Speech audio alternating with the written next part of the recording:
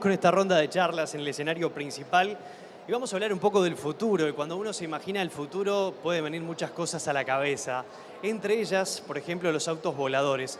Para muchos esto es el futuro, pero ya es una realidad y la está desarrollando una empresa de Estados Unidos. En esta oportunidad vamos a hablar de no solo autos eléctricos, de vehículos voladores que son eléctricos, sino que también son autónomos. Una nueva tecnología, como les decíamos, que está desarrollando una empresa en Estados Unidos. En esta oportunidad vamos a recibir a Torrie Meliska. Ella está trabajando en la empresa de autos voladores, como les decíamos, Wisk de Estados Unidos. Ella es líder en infraestructura en esta empresa revolucionaria en el transporte a nivel mundial.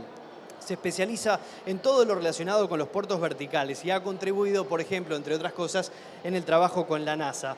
Ella cree que el transporte es el último conector que une a las personas y brinda acceso a la salud, la riqueza y la felicidad. Torrie también es gerente de proyectos y productos ágiles con experiencia en consultoría de tecnología digital. Esta charla es auspiciada por Movistar. Un fuerte aplauso para recibirla y al finalizar la charla vamos a hacer una ronda de preguntas. Gracias.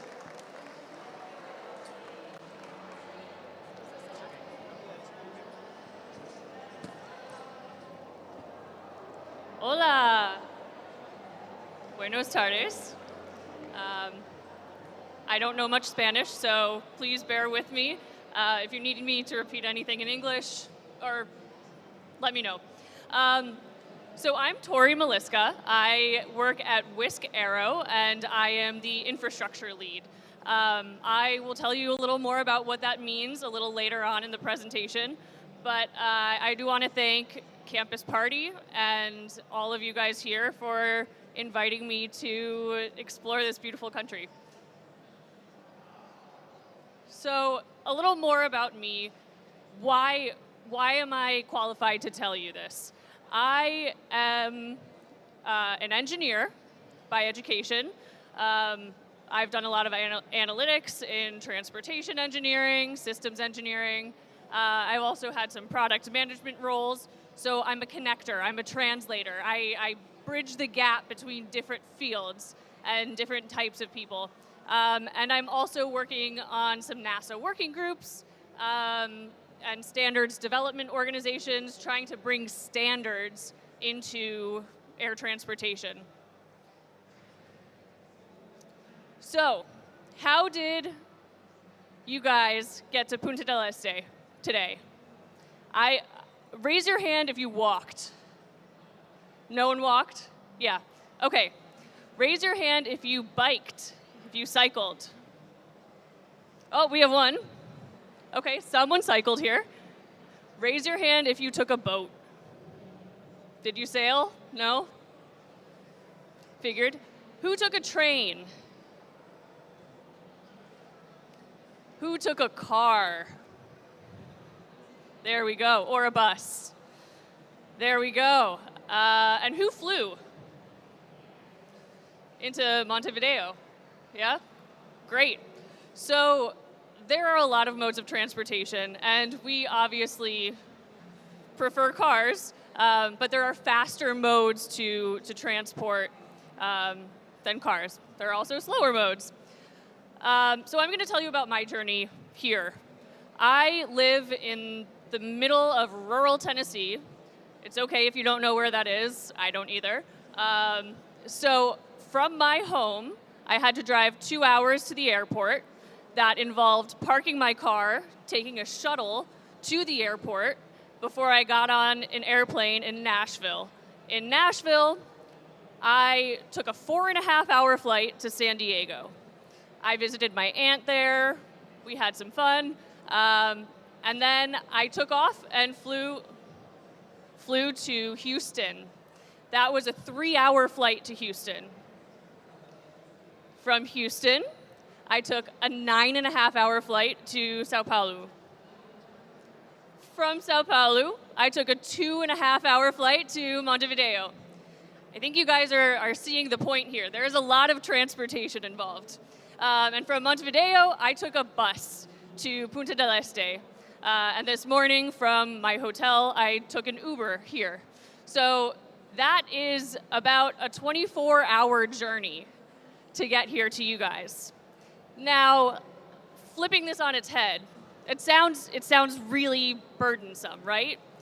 What if instead of that, I eliminated the air transportation from that puzzle and I drove from my home 13 hours to the port of Miami, and then I took a boat for 27 days. It would take me 27 days to get from Miami down here to Punta del Este. That's a long time. That's a very long time. So I wouldn't be here now. It's just infeasible if I were to not use air transportation to get here. So transportation is generally viewed as a burden. It's viewed as a means to an end, a way to get what you want. But it's not actually bringing you any joy, right? So I am here to tell you that transportation is actually what physically brings you to your sources of happiness, your sources of health, doctors, grocery stores, and to your sources of economic opportunity, to your place of work. Now these days, a lot of us are working remotely, but still, even to make a cup of tea, you have to stand up, walk to your kitchen, and boil the water. Walking is transportation. So transportation is everywhere. And our goal at Wisk is to make it even easier to go shorter distances. So it's the journey that really matters, that brings you to that place where you want to be. And a lot of visionaries realized this. Ralph Waldo Emerson quoted, "It's not the destination, it's the journey." T.S. Eliot said, "The journey, not the destination, matters." And my favorite, Miley Cyrus, said, "It's all about the climb." So the journey does matter. It's very important. The journey is burdensome. We view traffic as pain, and we hate it. In fact, in Rio de Janeiro in 2019, pre-COVID, the average traveler lost 190 hours per year in traffic. That's 8 full days, not 8 work days, 8 24-hour cycles. That's a lot of time to waste. Multiply that by your hourly salary, your hourly wage, it's a bunch of money wasted. And as cities grow and as population grows, we are only going to have more cars on the road. We are only going to have more people sitting in congestion. So there are multiple ways we can improve this. We could make the roadways wider. We could build new roads. We could improve the pavement. But ultimately, with so many more people joining this system, the problem is just going to compound. So why don't we use the third dimension? We can have so many more options if we raise the transportation off the ground, if we take to the sky. So this brings me to advanced air mobility. Advanced air mobility is a new concept of transportation that uses electric vertical takeoff and landing aircraft. And it moves people from place to place between not easily served destinations, either by transportation or other aviation modes. Advanced air mobility could be flying from Montevideo to Punta del Este, a 2-hour drive that could take 20 minutes in the air. And the great thing about this is that you don't have to go to your large commercial airport. You don't have to take that trek, but we are going to have infrastructure in your backyards, in the park down the street from you, on the rooftop of a parking garage. So you don't have to worry about the long commute to an airport or the long drive. You can walk around the corner, get on this eVTOL, this aircraft, and zoom to your destination. So that is what I do. I focus on figuring out where to put these helipads, heliports, vertiports, and I ensure that they have the necessary equipment to support Wisk's aircraft. So Wisk, it's a funny name. It's not spelled the way you would expect it to be spelled, but Wisk is an urban air mobility company. So we are focusing on those urban commutes. So South LA to North LA, for example. Commutes that are 40 kilometers in length and take 2 to 3 hours. LA traffic is terrible. Our mission is to deliver safe, everyday flight to everyone. And we emphasize safe here because we cannot lose any lives. We cannot injure anyone.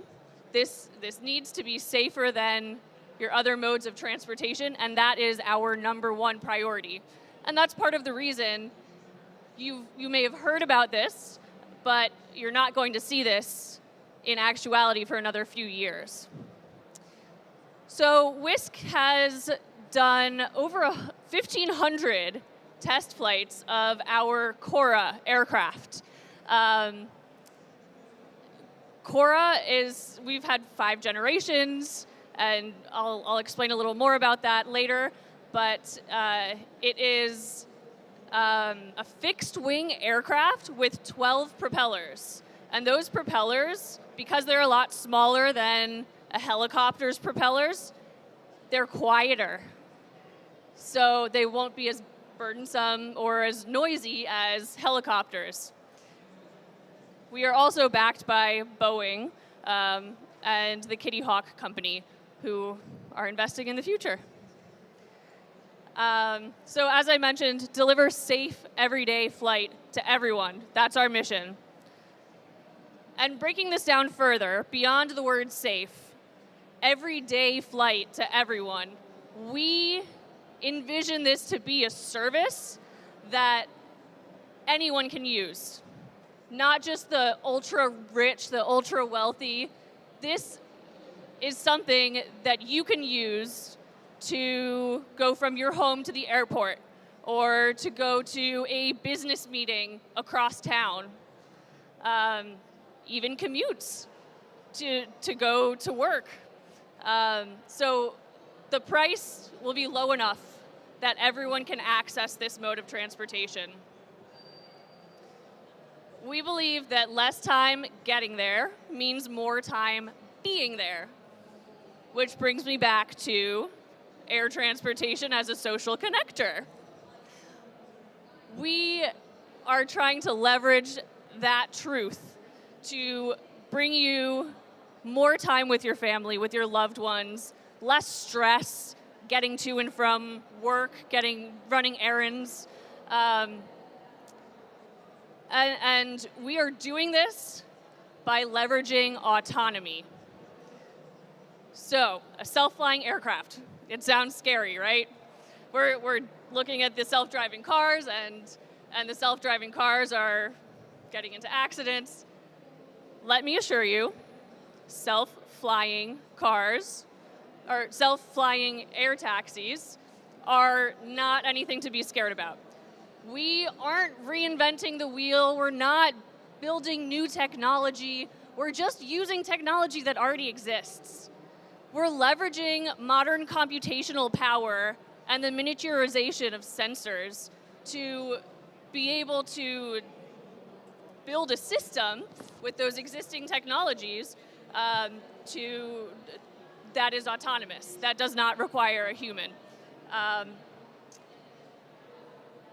And it should be noted as well that autonomy exists everywhere today. There are manufacturing plants that have autonomous processes. There are autonomous trucks, autonomous cars that are being built, and those honestly scare me a little more than the aircraft because you have a very small margin of error there. But there are also autonomous aircraft right now flying. Drones. In Brazil, there is a crop dusting autonomous aircraft. There are examples of this all over the world. It just hasn't carried passengers yet. So, let me assure you, nothing to be scared of. Everything has been invented for decades. We're just putting it together in a different way. So, Wisk has been flying for 10 years. In 2014, we had our first autonomous flight, and we've had 1,500 flight tests since. So we've been flying for a long time and iterating on our design, trying to make it more and more safe before we allow any passengers in it. And now we will play a video.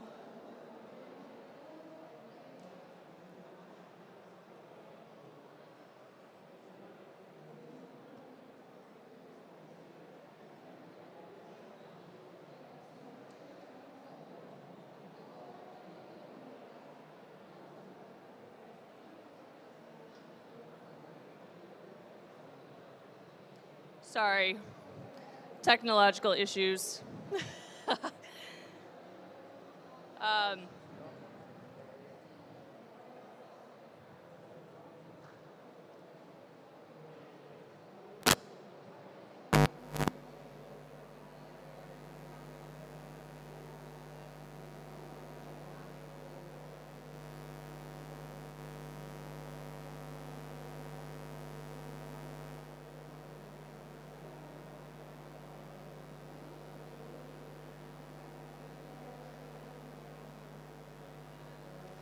It's always ironic that there are technical issues at every technical conference.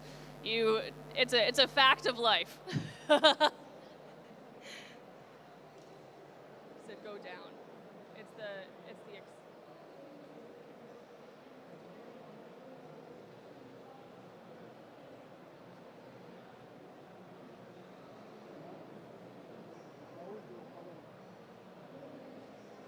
This is a really cool video. So thank you guys for bearing with us. In this video, you'll see Wisk's aircraft fly and take off and land. It's pretty awesome, so hang in there.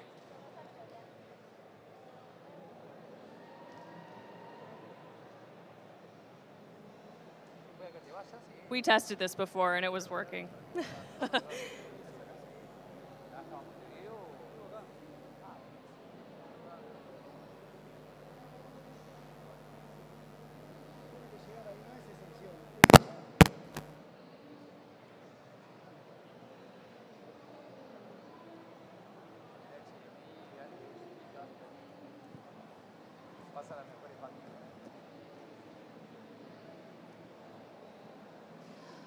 So who wants to guess how expensive this will be? Do you think this will be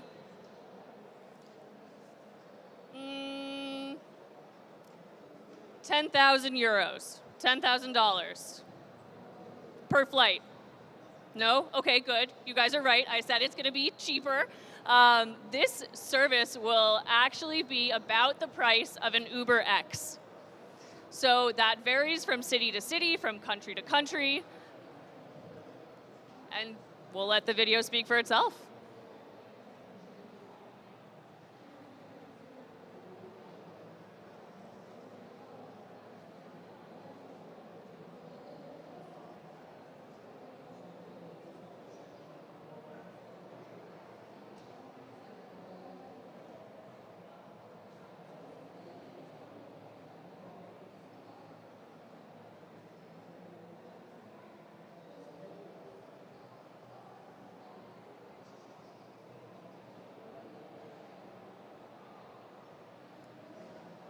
There are many other videos like this on YouTube.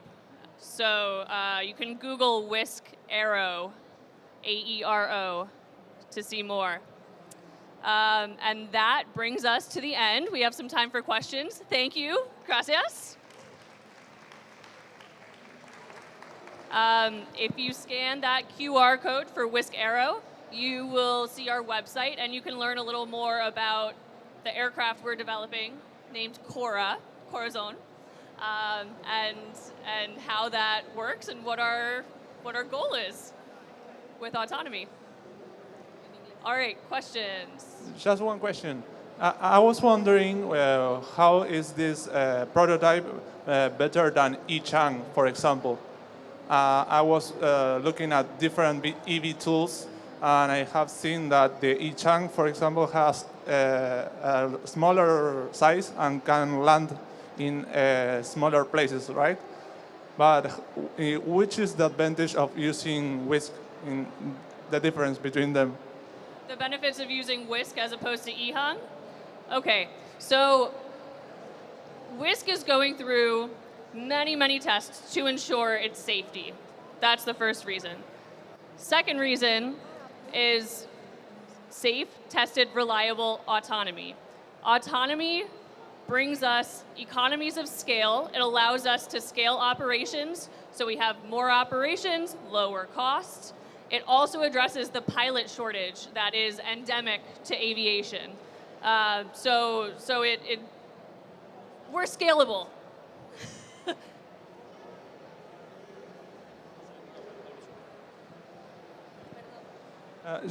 Both of them are autonomous, so I was wondering which is the difference in terms of artificial intelligence or safety regarding both aircrafts. Yes, that was my question. Yes, the Wisk aircraft is much safer. Hi, how many people can get into the Cora, and what's the max weight that you can get up? I'm sorry, I didn't get that. How many people can get into the Cora? How many people? Yeah. So this industry in general is looking at 2 to 8 passengers. So each aircraft is different, each model is sometimes different. So it will be an Uber X type of experience where you are flying with other people. Hi.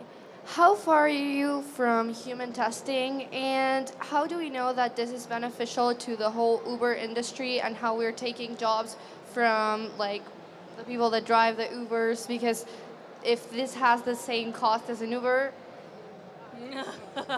Yeah. So first of all, human testing makes this sound like we're experimenting on humans. We are not experimenting on humans. We are in a process with the Federal Aviation Administration of the US and other aviation administrations across the globe to certify this aircraft.